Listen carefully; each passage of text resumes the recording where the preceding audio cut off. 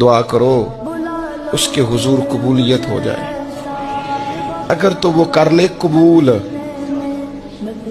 ہو جائے مہربانی تو حضرت صدیق اکبر جا کے حضرت بلال حبشی کو خریدنے کے لیے کھڑے. کہتے میرا گورے رنگ والا غلام رکھ لے, یہ کالا حبشی غلام مجھے دے دے. تو وہ حضرت بلال جس کے غلام تھے وہ کہنے لگا اگر میں ساتھ پیسے بھی مانگوں تو کہا جتنے تو کہے پیسے بھی دوں گا, پڑھا لکھا خوبصورت غلام بھی دوں گا, پر یہ حبشی نسل سیدنا بلال مجھے دے دے. تو وہ شخص کہنے لگا ابو بکر سیاڑے تاجر ہو, زندگی تجارت میں گزری ہے, کیسا سودا کر رہے.